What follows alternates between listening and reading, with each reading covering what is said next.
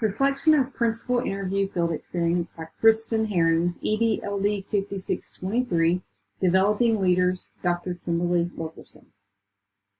Prior to completing this field experience, I looked at a couple of things. One, the Code of Ethics of Arkansas Educators, 2008, provides the expectations for Arkansas teachers. The Department of Elementary and Secondary Education described what teachers will do to stay in compliance with the standards. This includes action steps to be taken if a teacher is suspected of not complying with a standard. Act 1240 requires every person that holds an Arkansas teacher's license, along with those that are working toward a license, and anyone who is teaching to adhere to the standards in the Code of Ethics for Arkansas Educators, Educator Effectiveness and Licensure 2022. I also looked at the National Policy Board for Educational Administration, NPBEA, developed the professional standards for educational leaders.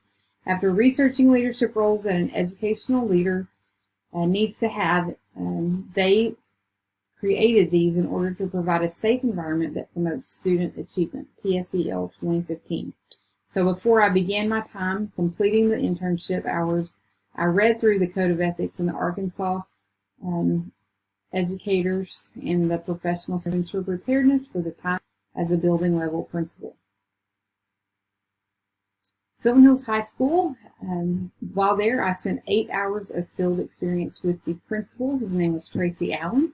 I monitored the junior class during the Sylvan Hills High School ACT boot camp that was developed by the Sylvan Hills High School Student Voice.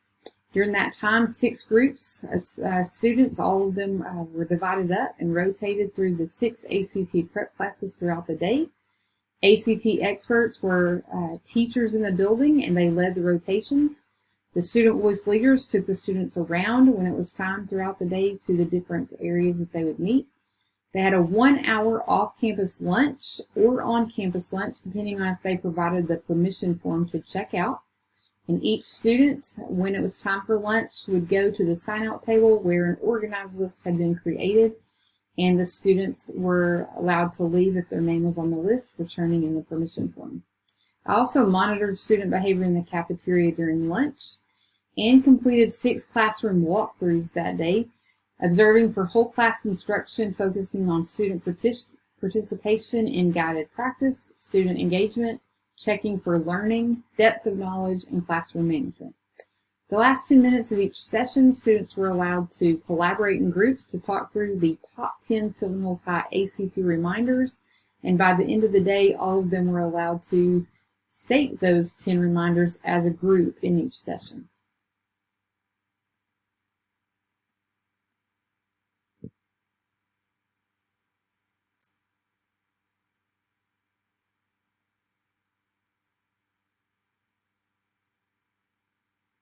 Just a second, it's taking a minute to load.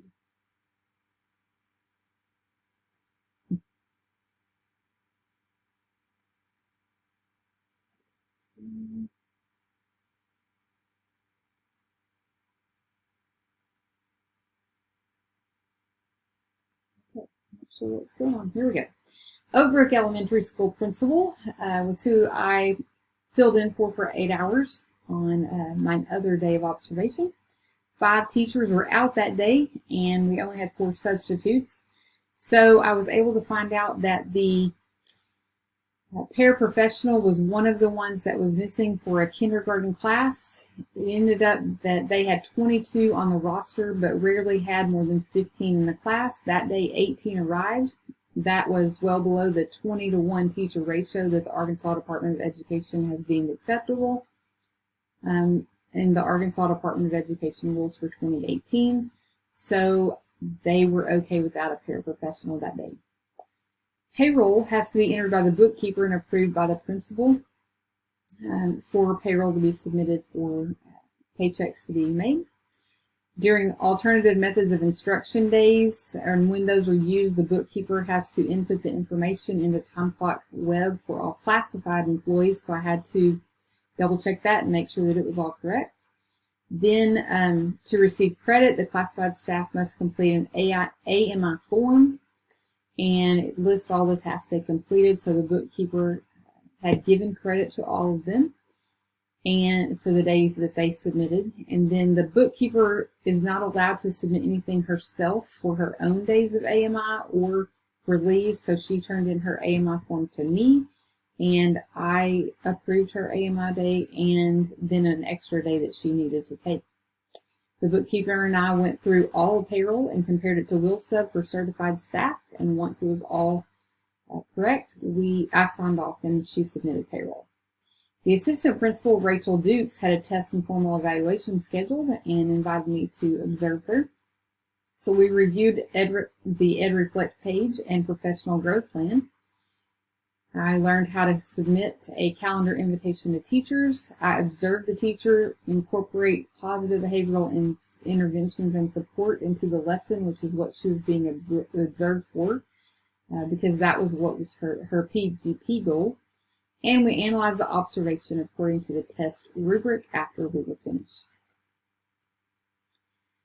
After completing that, I had to deal with an incident that happened the day before. There was a stack of student statements and a note from a teacher on the principal's desk when I arrived that morning. The teacher was told by students that 2 boys in question had fought during recess, but the teacher did not see what happened, so I collected the student statements and read through them and called student 1 and student 2 in to explain the incident. They also wrote statements. Student 1 said that he was playing tag with some friends, fell backwards and accidentally hit the other student as he went down. Student 2 said that he was playing, but he wasn't playing tag. And so when he ran up behind the student 1 and student 1 fell, he accidentally hit student 2 in the face. And both of them said that it was an accident, no marks were left, and student 2 was very upset about it. When he got home, the parent had told us that he was very upset student 1 was going to get in trouble because it was an accident. He ran up on him quickly, and the student 1 did not mean to hit him as he went down. So the 3 of us talked about how to prevent these accidents. I logged on to school status and notified the parents of the incident, and they were both pleased with the results of the discussion. From there, a kindergarten student was sent by a substitute teacher to the office for continually disrupting the class. I talked to the student about being a positive leader in the class and what the difference between positive and negative leaders would do in class. And she said that she had helped during the day to take roll and the lunch count and pass out papers, but she was having a hard time staying in her seat because she wanted to talk to her friend at a different table. So we talked about what it looked like to be kind and helpful in the class, and she said that she would be kind and nice. And I explained to her that I needed her to go back and be a positive leader. She stated that she would go back and do better, and she wanted to tell the teacher that she would do better. And so I walked her back to class, and she apologized to the teacher and said that she would do better. We had no further incidents that day. I did have one office referral that came through the PBIS system. It was a 3rd grade student who at recess assaulted another student. This was the second offense that this student had done, where he wanted a ball that another student had, and he wrapped his hands around the student's neck and choked the student to the ground, took the ball and began to play. Well, the teacher on recess duty brought both students in. One student that was injured went to the nurse, and they called the parents and sent that child home. When I met with the student who completed the assault, he said that he knew that he should not do what he did, and he knew that he was going to be in trouble. We talked about consequences and the difference between positive and negative consequences, and how you could get positive consequences and negative consequences. He did say that he was sad, and he knew at home that he would be disciplined. He would not be able to get his electronics back, and he would lose his tickets to Monster Jam. And I explained that this was the second time he had done this, and we talked about policy and that he would be suspended for 2 days. I notified the parents, Both students and the injured student, he was checked out that day. His parents wanted to come up and check on him, so they came and picked him up. And the first student, or the student that committed the assault, this happened after 12:45, so he stayed on campus for the rest of the day, but most of the time was spent in the counselor's office or with me in my office. I did look at the PCSSD policy that stems from Arkansas Code 513201, 513202, 513204, 513205, and 51102, relating to assault and battery in the first degree, and 575201 for safe, equitable, and accountable public schools, McNulty to 2021.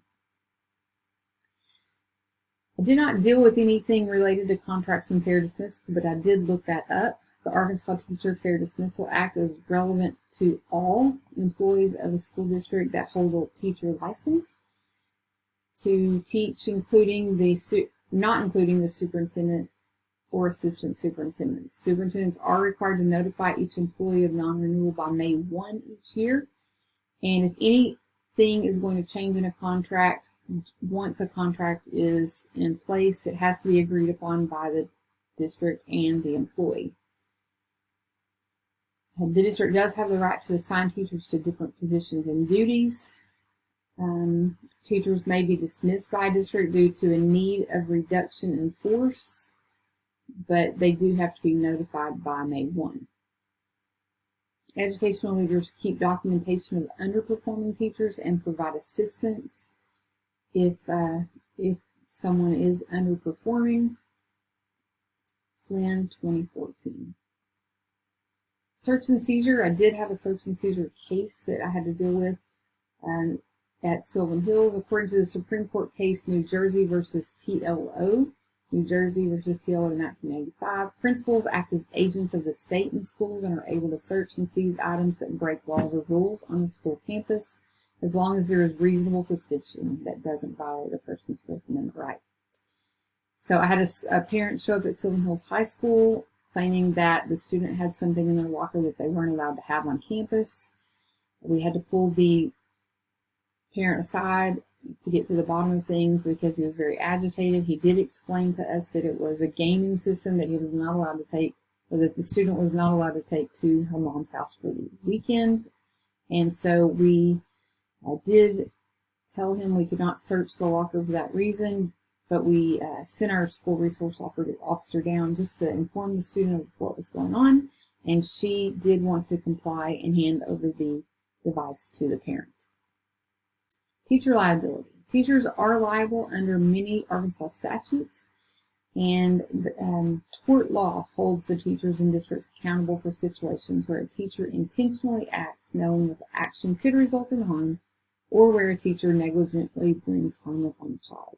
Teachers can be sued individually, and districts can also be sued. Teachers are liable for student safety and for reasonable accommodations made to help students in weak academic areas. Arkansas Code 219301 stated that school districts and those that are employed in a district are considered exempt from liability in lawsuits as they are not negligent of harm or willful intent to harm. Tort Immunity 2017. Or if a school or teacher to be held liable for negligent tort, the following must be true. The defendant has a reasonability owed to the plaintiff that has been unfulfilled, and the injury to the plaintiff is due to the defendant not fulfilling the reasonability. Underwood, MD. It is important to continually stay up to date on current amendments to laws and new laws in the Arkansas legislature. So after this experience, I did want to stay informed as I go into administration, reading laws and summaries as needed on the state and federal level, and spotlighting pieces of law and rulings on cases periodically for my staff.